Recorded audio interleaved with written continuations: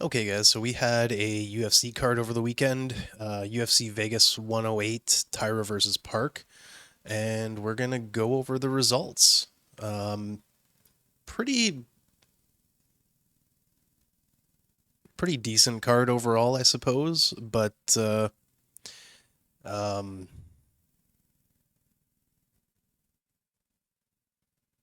overall not a super memorable card.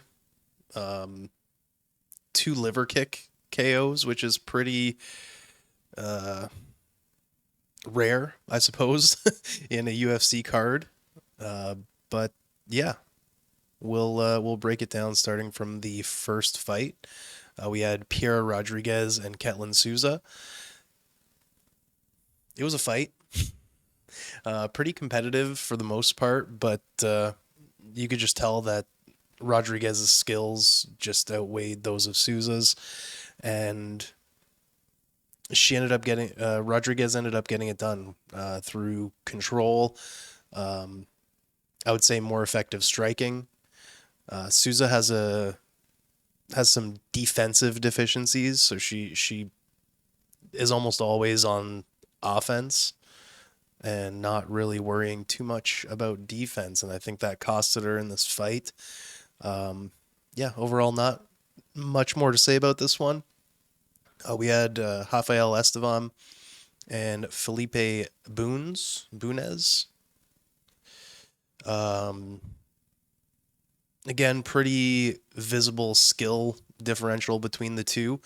Estevam still undefeated. He got it done by decision, um, unanimous, and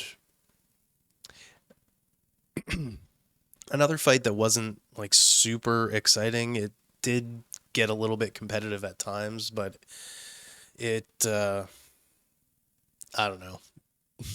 It wasn't winning fight of the night. That's for damn sure.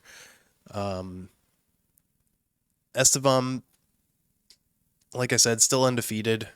Pretty impressive overall, but I don't really know how he does against the ranked flyweights in his division. Again, he missed weight, so this is his second time missing weight. Not sure if they're going to make him do anything about that or if they're going to give him another shot, but yeah, realistically, I don't see him being a top contender or challenging for a title anytime soon. He's still fairly young. I think he's 28. So he's still got some time to grow, but I see that O being taken from him pretty soon once he gets matched up against uh, competitive opponents. Um, Next, we had Austin Bashi and John Giannis. Um, Fight kind of went as expected. Bashi really had um, the grappling advantage, was able to get it down, secure a rear naked choke um, fairly soon into the fight, like a minute and a half.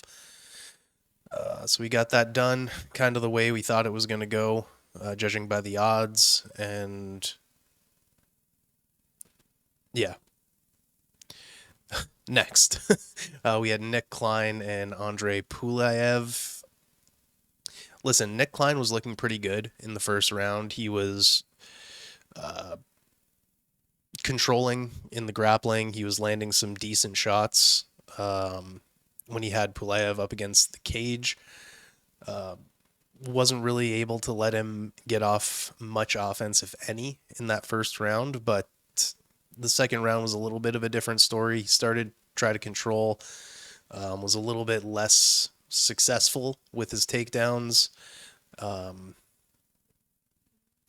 and even the takedowns that Klein was getting, Pulayev was able to stand up or um, use the cage to sort of regain position, and Klein wasn't he wasn't thinking two steps ahead, right? Like most high level fighters do. So that, I think, ended up costing him, and then he got hit with a crazy left body kick right to the liver, and then ended up getting finished with strikes up against the cage by Pulaev. So he got the win by TKO, a minute 31 remaining in the second round. Next, we had Adolfo Vieira and Tresean Gore. Another, like, not super exciting fight. A lot of these super high credentialed jiu-jitsu fighters, I feel like they struggle getting takedowns against fighters with like any semblance of takedown defense. So he struggled to get takedowns pretty much the whole fight, but he was able to outstrike him on the feet for the most part. We didn't really see him gas out like we normally do. So Vieira was able to get it done by unanimous decision against Tresean Gore, who really has no business being in the UFC. We'll see a recurring theme of tough fighters getting L's. Oh, and actually that's the next fight. So Rinya Nakamura gets Nathan Fletcher out of there with a minute 2 left in the first round. Another crazy left body kick to the liver. This one was a little bit more intense because Nakamura had his toes pointed and really, really hit that liver of Fletcher. Sort of that delayed response. He went down and then the fight got called. So Nakamura got it done. Like I said, a minute 2 remaining in the first round by KO.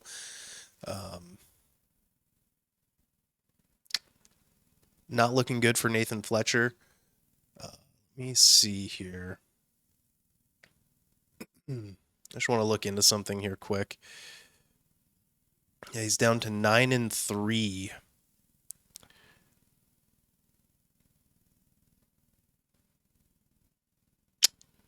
Yep, he had one win in the tough finale, I guess.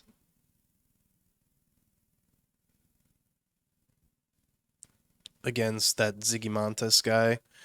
And then 2 subsequent losses to credentialed opposition, but not world beaters. So I don't know what they're gonna do with him after this. Maybe he'll get one more shot. He is a UK guy, if I'm not mistaken. So it could help their reach over there. Um, yeah, yeah, not much more to say about that one. Rinya Nakamura getting it done in decisive fashion in the first round. Next, we had the opener of the main card, Kevin Vallejos, and Danny Silva. Another huge skill differential. Danny Silva showed a really good chin. Unfortunately, he was using it to block most of the shots for the entirety of the fight. Yeah, yeah, pretty much a clinic in this one. Another unanimous decision for Kevin Vallejos. I don't.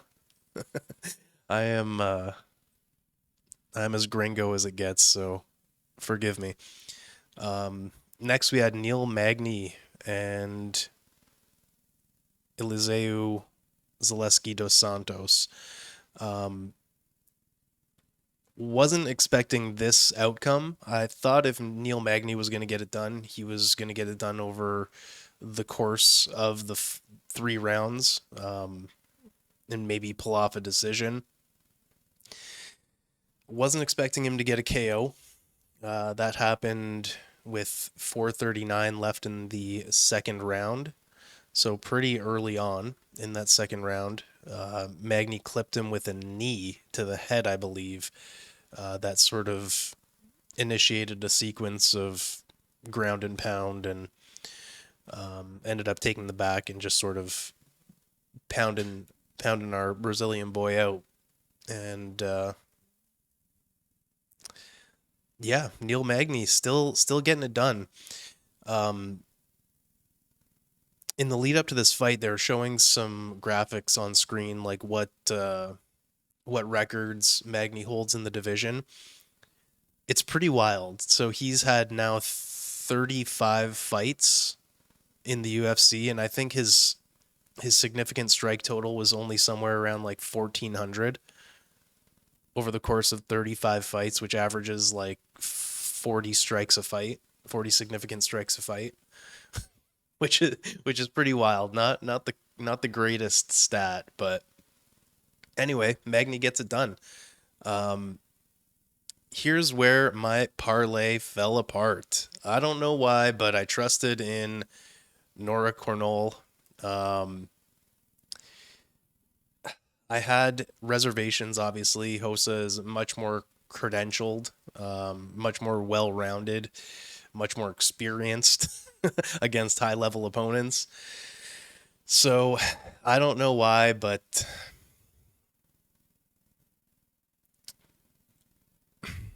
I don't know. I hate betting on the French, and I don't know why I did it. I went against my better judgment, and it bit me in the ass. Um, yeah, I had a parlay riding from the first fight all the way to the Hosa Cornell fight. This was embarrassing. Cornell got completely dominated. Like, we're talking potential 10-8s in two of the rounds. Um, yeah, she really has some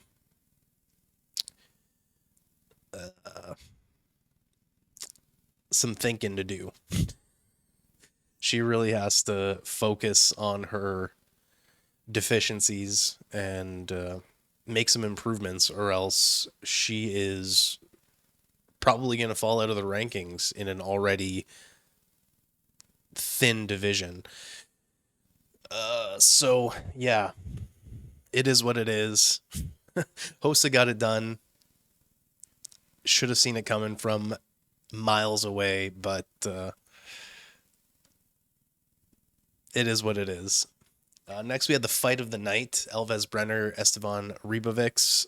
Um, Brenner's a dog, obviously, but another pretty serious skill discrepancy, speed discrepancy. It was Ribovic's night. He just had a sort of a what am I saying? He put on a clinic. Um, his striking is fantastic. His footwork is fantastic. He does leave himself open at times, and that could have potentially put him in some danger in this fight, but it didn't really. He ended up rocking Brenner a number of times, but like I said, Brenner's a dog. He lasted the entirety of the fight, despite being whooped on for a majority of it. He had his moments. I'll give him that, but it was mainly a Ribovics showing. And then next we had a second fight. Okay, so they did award two fights of the night, or two fight of the night bonuses rather. Mateusz Rombetsky and Chris Duncan, they put on a goddamn show.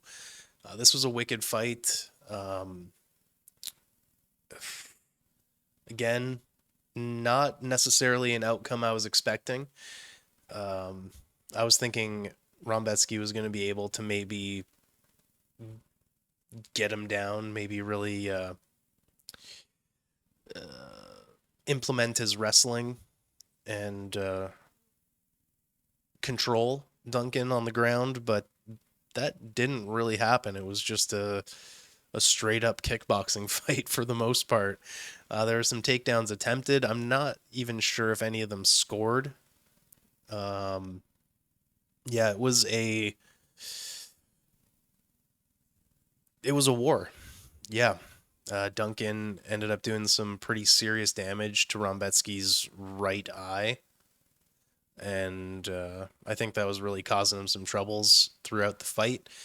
And yeah, yeah, it was a war, but unanimous decision in favor of Chris Duncan, the underdog in this situation here. So he got it done in the co-main event, and yeah, fantastic fight. Definitely one to rewatch. The Rombetsky Duncan and Brenner Ribovics fight are both worth a rewatch if you haven't. And then the main event. What can we say? It came together on short notice. Park stepped up, didn't go the way he wanted. He lost his O. I think he was undefeated, right? If I'm not mistaken, but still pretty young in his career. I think it was his 11th professional fight, headlining a UFC card, fight night or otherwise. Um, Still a headlining spot, and he stepped up. Um, it was not competitive. Tetsuro Taira was dominant in all aspects of the game. Um, Ended up getting it done by a face crank submission with a minute 6 remaining in the second. So yeah, yeah, that was UFC Fight Night Vegas 108, I believe is the number. These chronology is all sorts of messed up. They got to start putting some numbers to these officially. But yeah, yeah, that was the card. A few standout performances throughout. Few dudes that don't belong in the UFC at all. Um, but there you have it. Fight Night Vegas 108 recap in the books. Probably going to post this and start doing some research for the upcoming card. I'm hoping to get back consistent with this channel. I know it's been probably about a year since I've posted any content, and I apologize for that. Thank you guys for tuning in, and if you're not subscribed, hit that button. Leave some leave something in the comments how you found the channel. Um, who you think should be next for some of the winners on the card. Let's get this going. Love you guys. See you next time. Bye bye.